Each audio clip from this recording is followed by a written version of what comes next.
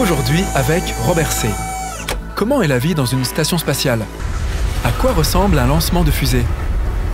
Que font les astronautes lorsqu'ils tombent malades?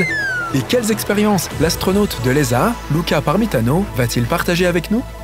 Tout cela et bien plus encore, maintenant dans Robert C.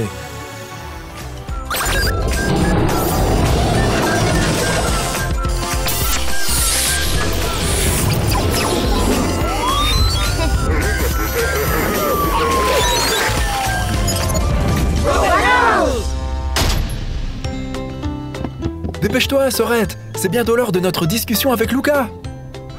Tu crois que j'ai oublié? Je suis archi prête. Ça doit être lui. Salut Hey, Luca! Luca! C'est super que tu aies pu te libérer. Hey Robert! Salut Hello, Robert! Lisa Salut and Lisa et Bennett! Are you Ravi de guys vous revoir! ready for the Vous êtes prêts second pour la part deuxième of our partie de notre interview? Oui, absolument Luca! Ce qui m'intéresse avant tout, c'est le lancement. Comment tu t'es senti pendant le lancement de la fusée? You know, Bennett, Tu sais, Bennett, c'est un moment très attendu. Tous les astronautes aiment le lancement de la fusée. D'abord parce qu'on vole dans l'espace, mais aussi parce que c'est un processus très dynamique. Toute l'équipe de la mission a travaillé pendant des années pour ce moment et est très bien préparée. 4, 3, 2, 1. Tu es donc à ta place, et ce qui se passe, c'est que la fusée monte à une altitude de 250 km en 8 minutes et 48 secondes, de 0 à 28 000 km par heure. C'est une accélération assez puissante, et on a l'impression qu'il y a une main géante sur ta poitrine qui te pousse dans ton siège.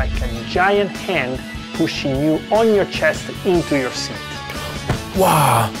C'est comme je l'avais imaginé. Et lequel des astronautes est le pilote alors? Comme la fusée est incroyablement rapide, plus rapide que n'importe quel avion ou voiture, des erreurs pourraient se produire si elle était pilotée par un humain. Pour cette raison, la trajectoire est préprogrammée et un ordinateur veille à ce que la fusée reste sur cette trajectoire. Les ordinateurs peuvent faire cela même à des vitesses aussi élevées. Et ensuite, comment les astronautes se rendent-ils de la fusée à la station?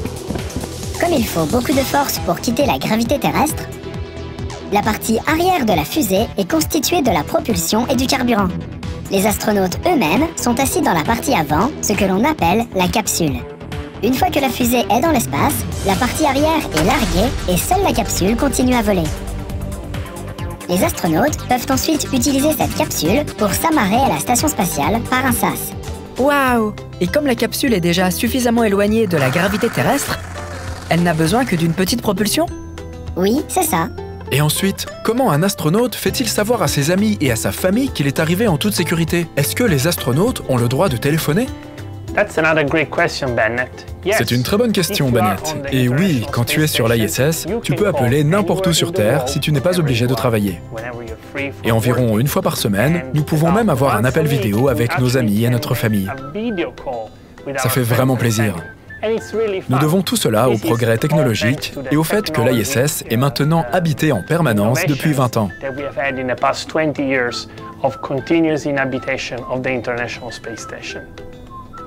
Un tel appel fait du bien quand tu es si loin de chez toi et de tes amis.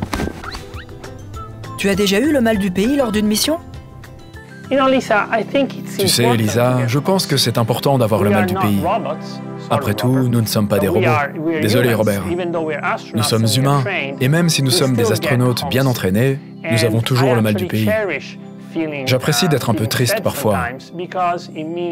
Pour moi, cela signifie que j'aime toujours ma famille et mes amis, qu'ils me manquent, et que ma planète, la planète Terre, me manque. C'est donc presque agréable de se sentir triste parfois en regardant par la fenêtre de l'ISS. Mais il est aussi important de savoir que notre temps dans l'espace est limité. Cela peut durer 3, 4 mois. Pour moi, c'était 200 jours. Mais le temps est toujours limité. Donc, quand on se sent triste, on se rappelle juste qu'être astronaute est une opportunité fantastique, que tu n'auras peut-être qu'une fois dans ta vie. Et puis, la tristesse s'estompe immédiatement. Ça a l'air merveilleux. Je savais que tu avais un truc pour ça. Et que se passe-t-il si tu tombes malade pendant ta mission? Il y a un médecin sur l'ISS? Je peux répondre à cela, Luca. Tout d'abord, Tous les astronautes sont suivis par un médecin avant, pendant et aussi après leur vol. Ainsi, si quelqu'un tombe malade, le médecin peut déterminer depuis la Terre quelle est la maladie et trouver une solution rapide. Mais comment un médecin peut effectuer un examen depuis la Terre?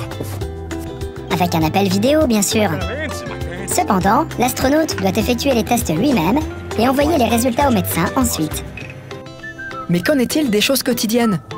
Y a-t-il des toilettes dans l'espace? Il doit y avoir des toilettes, non? Bien sûr. Les toilettes de l'ISS sont conçues pour tout le monde. Cependant, aller aux toilettes en apesanteur n'est pas si facile. Une ceinture sur le ventre et les pieds maintient l'astronaute en position et tous les déchets sont aspirés dans des récipients de collecte comme avec un aspirateur géant. Un pour chaque type de déchets. L'urine est collectée avec les autres eaux usées.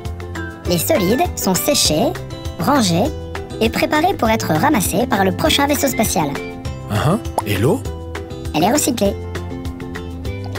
Alors il la nettoie et la réutilise? Tout à fait. C'est comme disent les astronautes. Le pipi d'aujourd'hui est le café de demain.